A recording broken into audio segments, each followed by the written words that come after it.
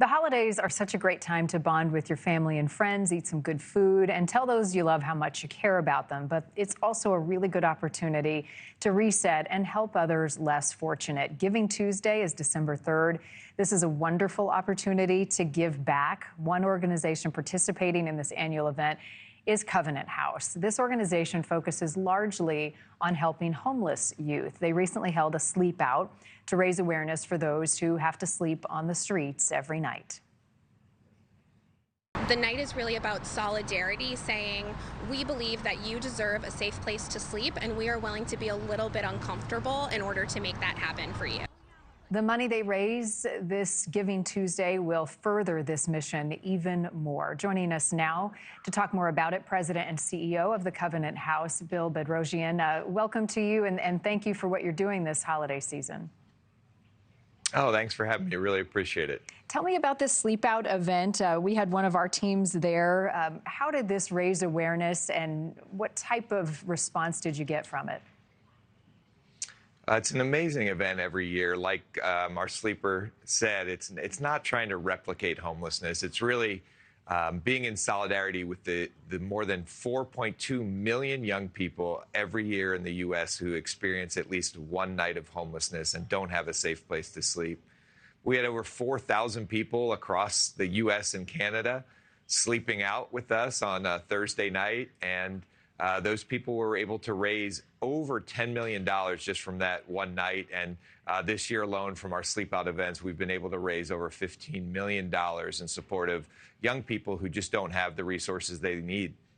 How do you then invest that in making sure that they have warmth and a roof over their head? Well, there's a number of things. We operate in 34 cities across the U.S., Canada, and Latin America. And so a lot of that resources is going to support young people, provide them with the basic necessities that they need, and then really to invest in them to ensure that they have the education, the employment, and the support system that they need to thrive and live independently moving forward. Our ultimate goal is that every young person, gets to fulfill their dream and to be able to live the way that they choose to. And for most of these young people, the only reason they're in the situation they're in is because they don't have a support network, a family that's able to provide those things for them. And so that's how we're investing in our young people. But ultimately, we're also going to have to invest in changes in policies to ensure that this problem doesn't escalate as it is on the trajectory to do right now. As you meet with young people across the country who are faced with these challenges, Bill, what's the biggest misconception that we have when it comes to homeless youth? Well, for me, the one I hear the most is, get a job, or they're lazy, or they're doing drugs, or they just don't care. And the truth is, the majority of the young people that we're working with are coming from situations where they really never had a chance. They're coming out of foster care at the age of 18. They're coming out of juvenile justice, or in situations of poverty where they don't have the opportunity for education and employment, or even situations where they're being rejected by their families. And so almost every young person I've ever met has hopes and dreams. They have things that they care about. They want to work hard. And the biggest challenge is there's a huge disparity in the availability of housing for young people, for really all people who are making a living wage or a minimum wage. And so that opportunity to have stable housing just becomes nearly impossible for a young person who doesn't have family support and is making a minimum wage or just above minimum wage.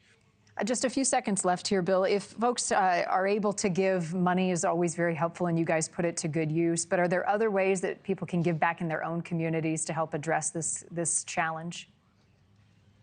Well, the two most important things, I think, are, one, just be compassionate and empathetic. If you see a young person, ask them questions, talk to them, let them know there's people in the community that care. The second thing is really paying attention to the laws that in your community that you can vote for to ensure that wages increase and that there's a possibility for housing to be built. If we don't change those things, we could see homelessness escalate by 3 times over the next 10 years. And so having that compassion, caring about young people, understanding that if we can keep them off the street, then we're not going to have as many people chronically homeless 10 years from now. So I just really appreciate the way that people can care for young people that they see out there. Thank you for watching. Go to newsnationnow.com to find News Nation on your television provider. And don't forget to click the red subscribe button below to get more of News Nation's fact-driven, unbiased coverage.